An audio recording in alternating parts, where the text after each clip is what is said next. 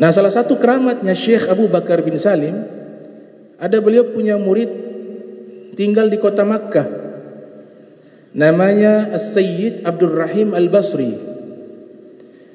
Nah, istrinya ini orang kaya yang ada di kota Makkah.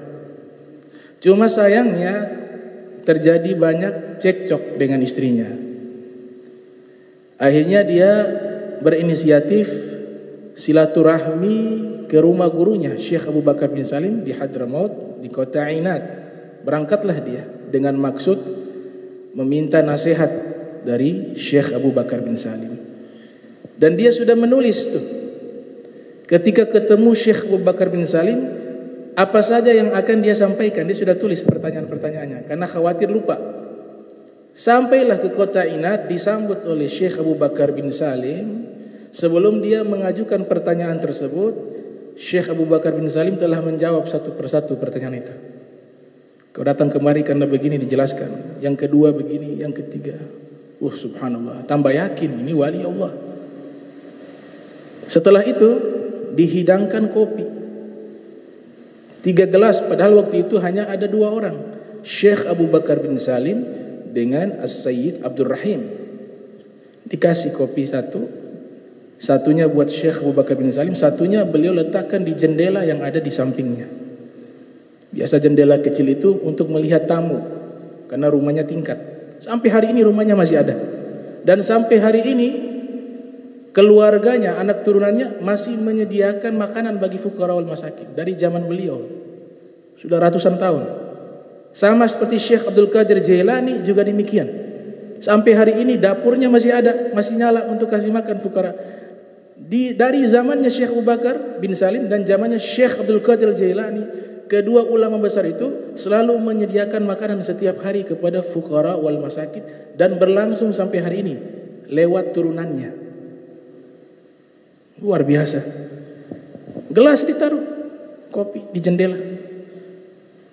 Kemudian beliau ketika meletakkan jendela, mengembalikan tangan beliau, sudah tidak ada lagi itu cangkir.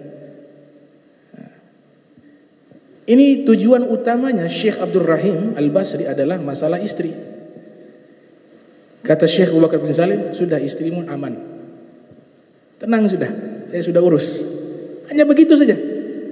Jauh-jauh dari Makkah mengadukan masalah, jawaban dari Syekh Abu Bakar bin Salim, istrimu masalahnya sudah saya urus, beres. Sekarang nikmati itu kopi, minumlah itu kopi. Maka waktu berjalan, sebelum berangkatnya Syekh Abdul Rahim, mungkin beliau menginap di kota Ainat, Syekh Abu Bakar bin Salim memberikan pesan, sekarang kalau kau pulang ke Makkah, insya Allah istrimu sudah jadi orang solehah, dan nanti akan melahirkan anak laki-laki, dan anakmu saya berikan nama Umar, kelak dia menjadi ulama besar. Maka pulanglah Syekh Abdul Rahim. Sampailah di kota Makkah, dia heran istrinya sudah menyambutnya dengan berdandan yang cantik, menyambut kedatangannya Abdul Rahim. Kemudian akhlaknya berubah, yang biasanya ya kasar, yang biasanya tidak ramah kepada suaminya, berubah menjadi lemah lembut, menjadi ramah kepada suaminya. Syekh Abdul Rahim heran. Wahai istriku, mohon maaf saya mau bertanya. Setelah bertemu keduanya, kenapa engkau sudah berubah? Akhlak engkau sudah lebih baik, lebih lemah lembut, ucapanmu juga menyenangkan hati, ramah, berbeda dengan sebelumnya. Kata istrinya, wahai suamiku, ada seorang syekh, ya, wajahnya bercahaya, penuh wibawa, penuh akhlak yang baik, datang kepada saya memberikan secangkir kopi kepada saya.